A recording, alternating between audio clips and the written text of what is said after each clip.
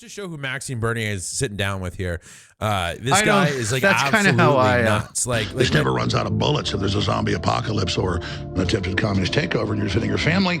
But you know when you what the hell was that, dude? He looks like he was Tuco and he's going to take some blue stuff off the edge of the knife there. I was like, what are you doing? He's like, wait, look at this knife. Communist takeover. It's got a skull crusher on there. I'm like, holy crap, it does actually have a skull. He's literally got brass knuckles, skull crusher, and a knife, like a 9-inch blade, all on one knife. Like trying to sell it to people. Like what? Like this is something that your audience, I guess, loves. But yeah, for those just listening, that's what he was. I know it's hard there. for me to know how much of what he does is serious and how much of it is just like performative, because I know at least part of it is. And I've heard too, like I saw a thing where Destiny was saying as well. He was saying that as soon as the show ended, he got serious and he like wasn't in character anymore. And he was like, "Oh yeah, that was really good. I liked what you said there." And he was like, "Dude, like, what do you mean? Like, I thought we were actually fighting about something, right?" And I think Alex does see it a little bit more as a performance than anything, which is kind of, I don't know. I think it's kind of fucked up because like there's a lot of people who take what he says seriously, right? Yeah, and but to a degree, I don't know like I don't know, like I don't think there's anything wrong with being a little performative. Like, you know, for that commercial right there, that's a good time to be performative if you're doing an ad. You know what I mean? Sure, yeah. That's a great time. And maybe that's what that was. Like that was him being like just. But like he's lost a lot of weight lately and he looks a little bit more built. He's starting to look just like a crazy Joe Rogan. You know what I mean? Like that's kind of what he's starting to look like a little bit. Yeah. People are saying he's on Ozempic or something lately. I don't know. He does look a little bit like he's on Ozempic. Yeah, he's lost quite a bit of weight. But let's watch that. Let's play that Maxime Bernier clip. Start the actual. Yeah. So again, folks, if the globalists can do something successful there, they can then do it here. So this is really a global threat we face. So we have to understand this is in our backyard, and I already care about Canadians anyways, but for some people, they say, I don't care about the stock market.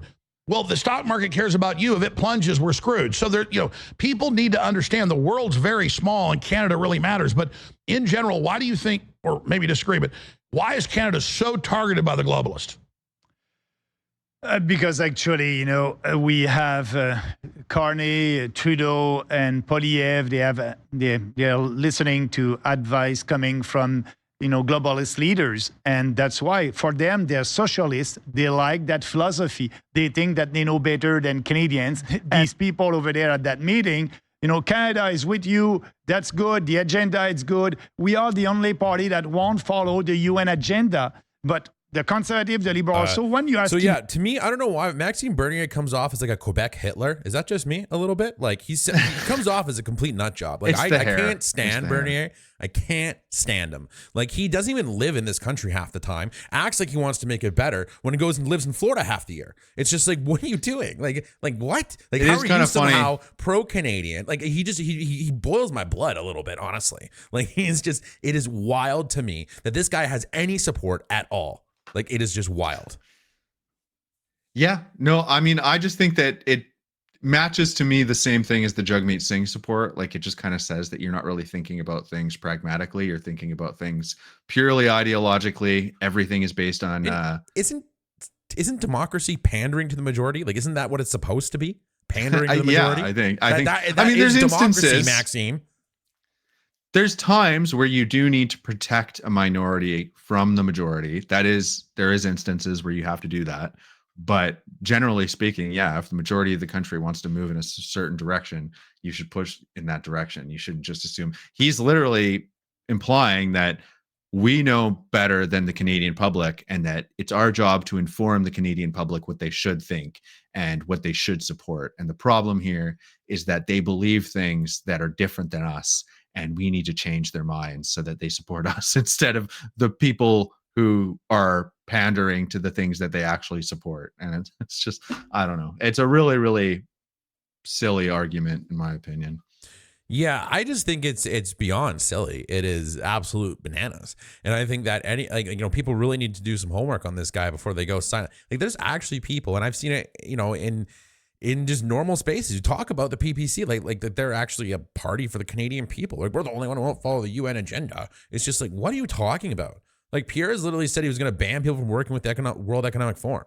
Like, what are you talking about? Like, even if, I think Pierre arguably people might say he pandered to the far right for a little too long. You know what I mean? And now, because it's gotten serious, closer to an election and issues where it seems like people are really, the far right kind of branches off from the conservatives, stuff like Ukraine, stuff like, when it comes to deporting the Palestinians, it's like, what are you talking about? Most of them are Canadian citizens. Like, people don't even realize that. Yeah. Well, this is the thing, right? Is that when you pander to a minority of the people supporting you, sometimes there is overlap there, right? Like, I think a majority of conservatives are concerned about immigration, levels of immigration. That's a fair criticism, right? But taking it to the extent that people who like Bernier want to take it is past the point that most people want to take it, right? And it's the same sense that like things that Jagmeet Singh talks about, right? Like, of course, we don't want to have a world where workers are being abused by all the millionaires and the billionaires, right? But like, we're not going to let that single thing dictate all of our policy, and have that be the entire point of our platform is to pander to this ridiculous thing. Like, I can't remember. It must be in the next clip, because in the next clip he kind of talks a little bit about. This was actually earlier on. The clips were backwards. But this one, I think he goes in a little bit about Poilievre supporting like gender ideology and stuff.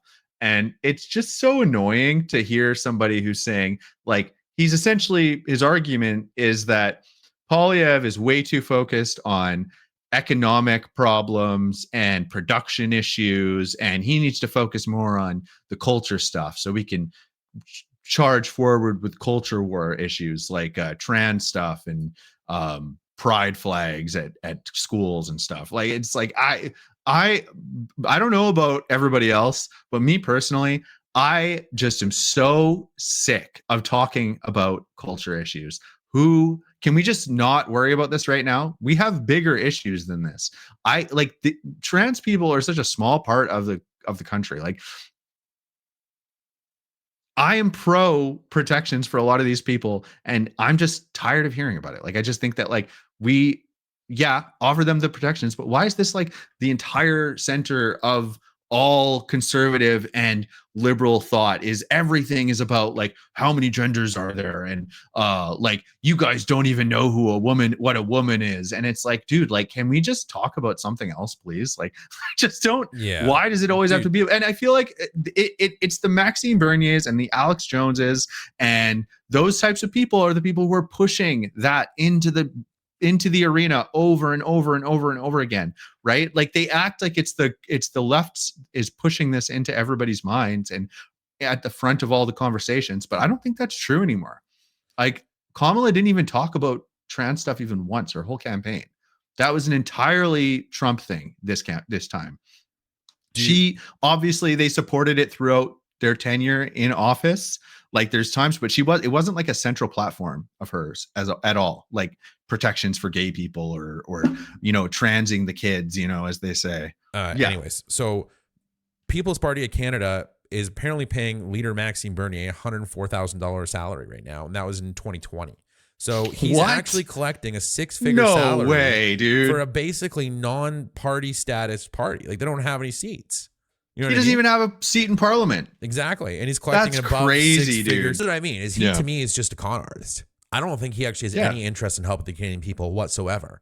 And I think he should just go to America and stay there if that's what you want. Like, I don't want to hear. Like, it's just this drives me nuts. And the fact that he's projected to possibly win some seats this election blows my mind. And it's because Pierre taking a firm stance on issues that the far right seems to be just deluded on. And this is what I don't get. Like, what is the problem with supporting Ukraine? Like, this is it's pathetic. It's cowardly. Well, it's Maxime gross. Bernier is the only real pro-Trump and Maxime candidate. Bernier's He's the only actual pro-Trump candidate right now. He defends him a whole bunch in this too. It's honestly, he starts going off about the dairy tariffs. Do you know the story behind that?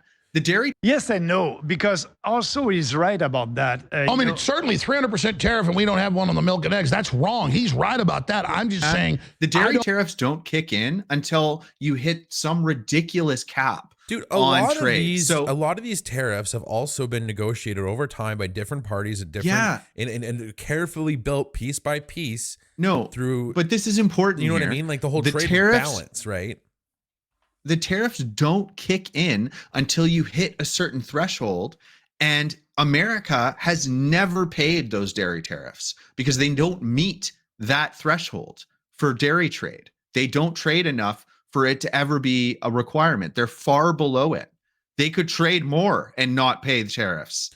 It's ridiculous. It's only in the contract so we don't have our market being flooded with like cheaper American products all of a sudden, and they completely replace our dairy market and destabilize our economy, right? That's the reason they put those protections in there, is that there has to be some part of the market reserved for local farmers, which I think is totally fair. You're allowed to have some part of your market. You want to be able to reserve the ability to produce your own food in case there's ever, an issue like this, like a trade war out of nowhere, some lunatic moves in next door and just decides going to start messing with everybody's economies and trade routes. Yeah, and if America got it, while he also gets a better deal for America, or am I wrong that he is energizing the bad guys?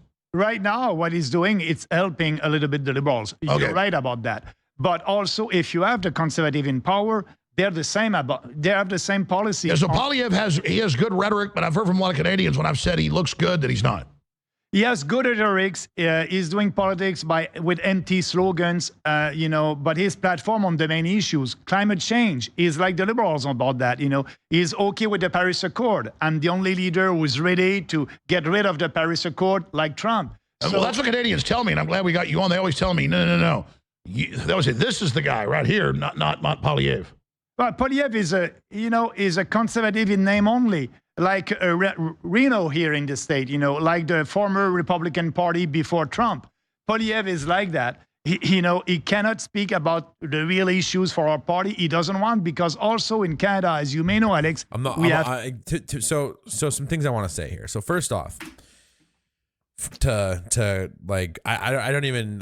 cannot stand this guy. I just can't tell you that enough. He's just lying like so many times there. He lied. Mm-hmm. So Poilievre has taken actually a pretty firm stance on CB24, the whole two genders clip. What was that then? The whole, he said we need to get men out of women's spaces. He said that. You know what I mean? Like he what are you talking about, Maxime? And then everything else too he was talking about there, like honestly, like this guy's a con artist. Like he is lying to everybody. And honestly, I don't know many Canadians that take InfoWars seriously, so I don't think he's got that big of a reach anyways. I think the biggest one was the Patrick Bet-David one, but I think, does anyone actually ever listen to that guy's podcast? Like, he's unhinged. Like, Patrick Bet-David is so far out there. Like, he's honestly in a he's like buddies with Andrew Tate.